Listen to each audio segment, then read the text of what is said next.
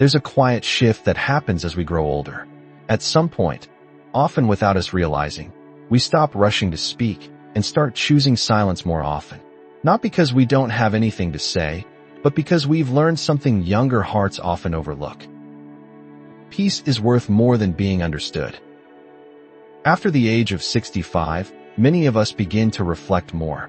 We've seen years come and go. We've watched relationships change. We've spoken up when it mattered and stayed quiet when it didn't. And somewhere along the way, we begin to understand that sharing everything with family isn't always the wisest choice. Not because we're hiding, not because we don't trust, but because some truths, when spoken aloud, don't bring people closer. They bring confusion, worry, or division. And the cost of that isn't just an uncomfortable conversation. The cost is often our peace.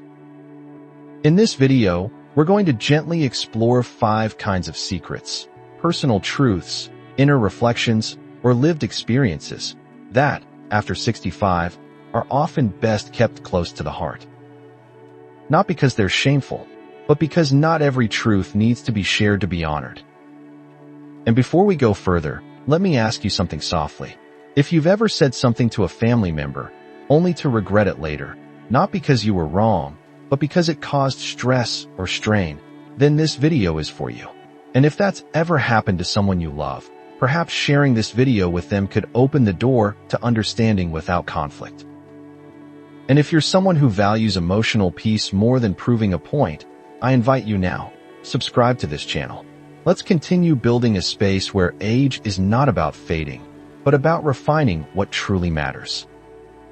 Because part of growing older with grace is learning that not every truth is meant to be carried by others. Some are meant to rest gently in your own soul. Let me ask you, friend, do you feel lighter when you share or heavier? Do you ever speak and then feel something tighten inside you, like you gave too much of yourself away? Not every silence is empty. Some silences are sacred. Let's walk together now through 5 kinds of silence that, when chosen with wisdom, can protect not just your privacy, but your peace. Let's begin. One of the greatest temptations we face as we grow older is the urge to offer advice. Not out of pride, but out of love. Out of the deep desire to see our children do well, avoid the mistakes we've made, or live more wisely than we believe they currently are. But here is a truth many seniors come to learn, often the hard way. After a certain age, your opinion, no matter how carefully worded, is rarely received the way you intended it. Perhaps you've seen it in their faces. The glance down, the quiet sigh, the shift in tone. You speak from love, but they hear it as judgment. You offer perspective, but they feel pressure. You point out patterns, but they see criticism. Let me be clear, there is nothing wrong with wanting the best for your children. That instinct doesn't vanish when your hair turns silver. In fact, it often grows stronger. But when you cross 65, you may find that what your children need most isn't correction, it's confidence. They need to know you trust them, that you believe in their ability to learn, even if it's the hard way, that your love is not dependent on them doing things the way you would have. And here's where the peace comes in. Keeping your true opinions to yourself about how they spend, how they parent, how they speak to their spouses, how they prioritize their lives, can be a gift. It's not about pretending to agree. It's about choosing peace over power. It's about remembering that your silence in this area isn't weakness, it's wisdom. Let me ask you gently, has there ever been a time when your opinion, though well-intended, led to distance between you and a son or daughter? Did you walk away from a conversation feeling unheard, or worse, unwanted? If so, you are not alone.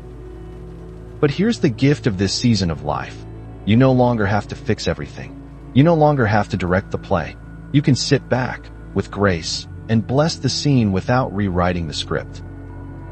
This doesn't mean you stop caring. It means you stop pushing. And in doing so, you preserve the warmth between you. Because your children will remember less what you said, and more how you made them feel. So the next time you feel that urge, to correct, to comment, to critique, pause. Ask yourself, Will this create closeness or distance?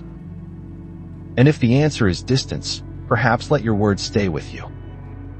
If you've had this experience, or if you've learned this lesson in your own way, please share it in the comments. Others may need to know they're not the only ones holding back for the sake of love. And if this reflection speaks to something you've been wrestling with, something tender and hard to say out loud, please subscribe. Or share this video with a fellow grandparent or elder who may need to be reminded that peace is not silence. It's strength in restraint. Because sometimes, the most powerful thing we can say to our children is nothing at all. Just a soft look that says, I love you. I trust you. I'm here. Let's continue. The next kind of secret is even quieter, but just as important to protect. It lives in the stories we carry about our own past. And why, after 65, some of those stories are best left unspoken. Stay with me. As we walk further into our later years, our minds become a kind of archive, a place where joy, regret, grief, and triumph are stored side by side. Some memories we cherish and revisit often. Others we've tucked away quietly, hoping time would soften their edges. And it does, mostly. But even so, some past experiences, especially those tied to deep pain, never lose their weight. Trauma, betrayal, abuse, personal failures, broken trust. They become part of the fabric of who we are, yes, but they don't always need to be part of what we share. You see, there's a common belief that telling the truth is always healing. And for some it is. But for many seniors, opening old wounds late in life doesn't bring clarity, it brings confusion. Especially when the ones you're telling weren't there. When they can't understand. When they feel helpless to fix something that happened before they were born. This is especially true with children and grandchildren. We may feel tempted to share more about our past struggles, the hurts we've endured, the betrayals we survived, the dark valleys we walked through alone, not to cause pain, but to help them know us better, to show them where we come from, to make sense of our silence, or even our strength. But too often, these stories, especially if shared without care, do not bring closeness. They bring discomfort. They create gaps. They plant questions that may never be answered. Let me ask you gently, have you ever shared something from your past, only to watch someone you love go quiet, unsure of how to respond? Did you ever offer up a memory, thinking it would bring relief, and instead found it created distance? Then you understand. Some pain, though real, may no longer serve the life you're trying to protect. And this doesn't mean you need to carry your past in shame. Quite the opposite. It means you've earned the right to choose what to share, and to whom, and when. You can still honor your journey without making others walk through it with you. And if healing is still needed, you can seek it privately, with a trusted counselor, a journal, or through prayer. But you are not obligated to hand your children or grandchildren a weight they weren't built to carry. Because the goal isn't full exposure. The goal is peace. And some peace is born from letting certain stories stay folded, undisturbed. If this touches a part of your story, if you've ever wondered whether sharing a painful memory would free you or burden someone else, share your reflection in the comments. Others may be holding the same quiet questions.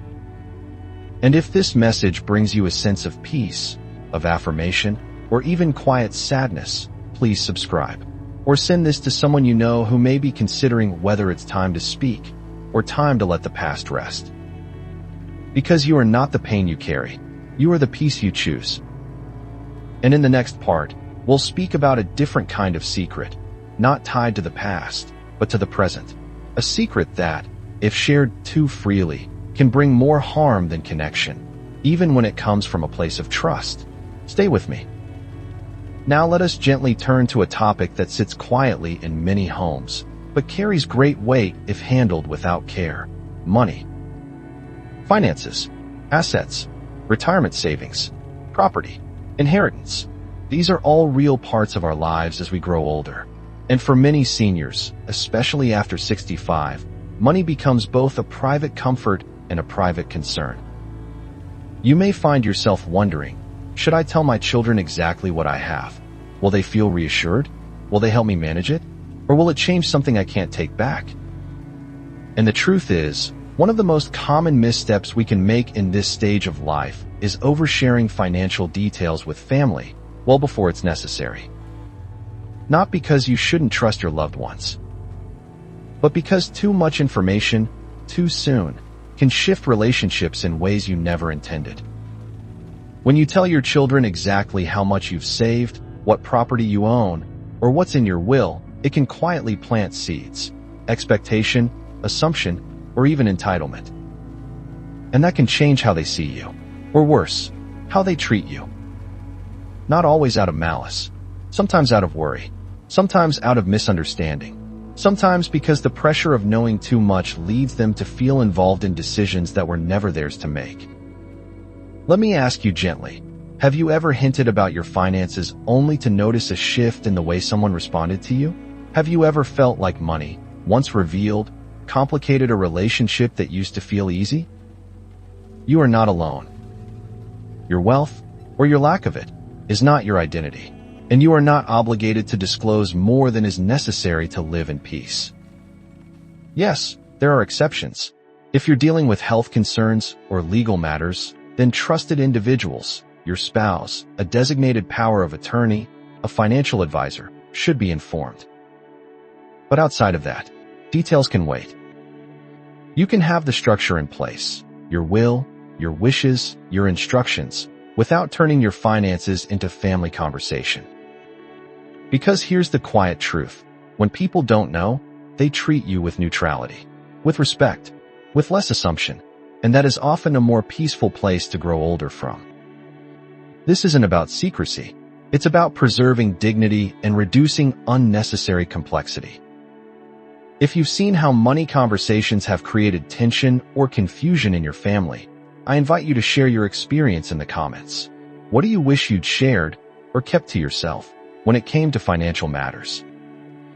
And if this reflection brings you peace or clarity, please subscribe or send it to a friend who may be navigating their own questions about money, trust, and transparency with loved ones. Because wisdom isn't just about knowing what to say, it's knowing when and why to say it.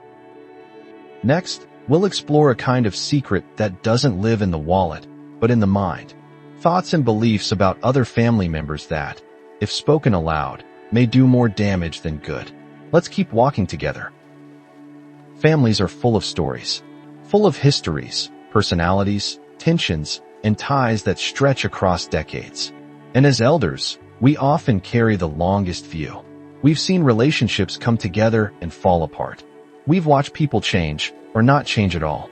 And sometimes, we've held back our thoughts for years, only to feel them rising again in the quiet of later life. But here's one of the most delicate truths to accept after the age of 65. Not every opinion needs to be shared, especially when it comes to other members of the family. And most especially when it involves someone your child has chosen to love. It might be a daughter-in-law you've never quite trusted, a son-in-law who feels distant, a sibling, a cousin, or even an ex-spouse of your children who still shows up in stories or in person. You may see flaws that others don't see. You may sense things that others don't admit. You may even feel protective, worried, or deeply frustrated. But sharing those thoughts, especially in your later years, often does not bring understanding. It brings division. Let me ask you gently, have you ever voiced a concern about someone in the family, only to feel tension afterward? Did your son grow quieter around you? Did your daughter become defensive? Did visits feel shorter or more strained? Then you've already learned this. You may be right, but being right isn't always what matters most. Because after 65, what you're protecting is no longer just your opinion. You're protecting peace, and peace is delicate. When you share a critical thought about someone your loved one has chosen, what they often hear isn't, "I'm concerned." They hear, "I don't accept your choice. I don't trust your judgment. I see them more clearly than you do." And that hurts, even when it's unintentional, even when it's true. But here's where your wisdom shines. You know by now that people only change when they're ready. not when we point out their flaws. And you've also learned that relationships are full of layers you may not see. The in-law who seems cold may be carrying quiet pain. The spouse who feels careless may be doing their best in silence. You don't know the full truth. No one does. So instead of sharing every judgment, choose something else: kindness. Give praise where it's due, even if small. Offer help if asked. Stay present. Stay warm.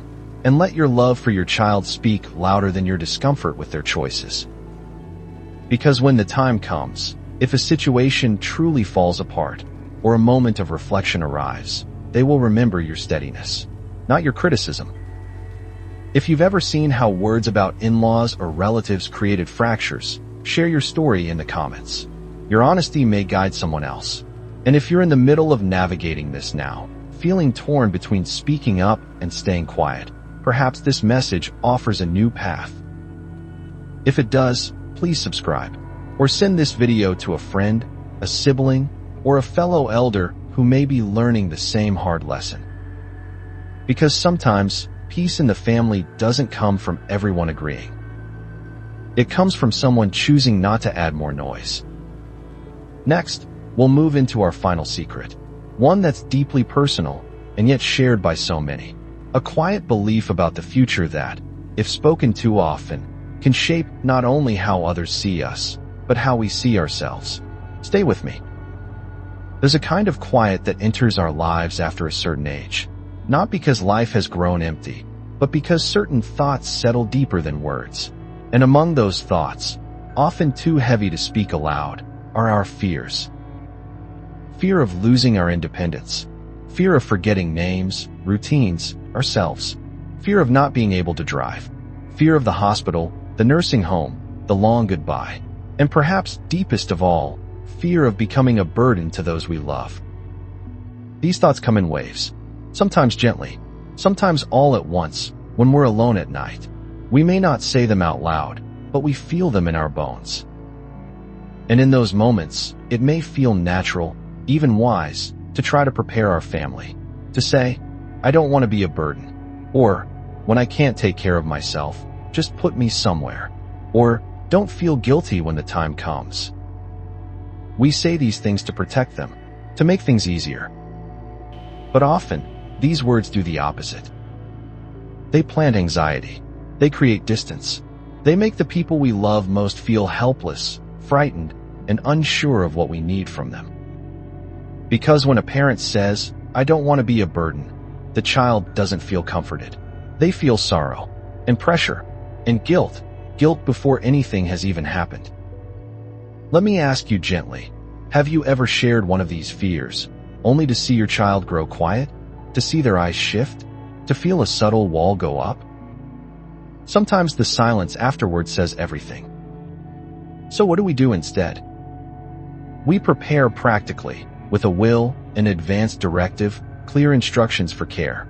We make those plans without fear, so that our children aren't left to guess. And then we speak to them not from our worry, but from our trust. We say, I know things will change someday, but for now, I'm here. I'm grateful. I'm living this chapter with presence. We say, you don't need to carry me. Just walk with me. We say, I trust that when the time comes, we'll figure it out together. Because your family doesn't want to hear how afraid you are. They want to hear how much you still believe in life, even with all its uncertainties. And more than anything, they need to know that you don't see yourself as a burden. Because if you do, they might start to see you that way too, even if they don't want to. You are not a burden. You are a legacy in motion, a story still unfolding, a light still warm. If you've carried these fears quietly, or shared them before and now wish you'd waited, tell us in the comments. Not for sympathy, but to remind others that they are not alone in this quiet part of aging. And if this message softens something inside you, please subscribe, or share it with someone who may be carrying fears that have gone unspoken for too long. Because your fears are not shameful, but they don't need to shape your every word. They don't need to lead the conversation. Let peace lead instead. Now stay close. In our closing reflection, we'll gather all 5 of these lessons into one gentle truth. A reminder that the life we're living now is not about being loud. It's about being intentional. Let's finish together.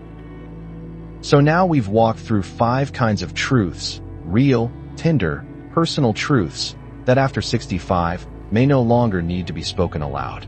Not because they aren't important, but because your peace, your relationships, and your quiet joy are even more important. We talked about your opinions, especially about how your children live their lives, and how offering them too freely can build walls where you long for connection. We reflected on painful memories, stories from your past that shaped you, but may not need to shape your children's view of the present. We explored the hidden weight of financial transparency, how sharing too much about your wealth, too soon, can change dynamics in ways you never asked for. We looked at criticism of others, especially in-laws, and how even small remarks can fracture family unity and make future gatherings less warm. And we sat with the deepest of all, the fears we carry about aging, illness, and being a burden, and why voicing those fears too often can burden the very people we're trying to protect. And here, at the close of our time together, I want to offer one final truth. You are not required to be an open book in order to be known. You are not required to tell all in order to be loved. You are not required to share every thought in order to be understood. There is a different kind of wisdom that blooms after 65. It's not loud. It's not desperate to be heard. It is steady, grounded, selective, soft.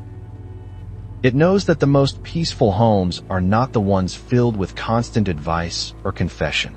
They are the ones where space is honored, where listening is practiced more than lecturing, where presence says what words no longer need to.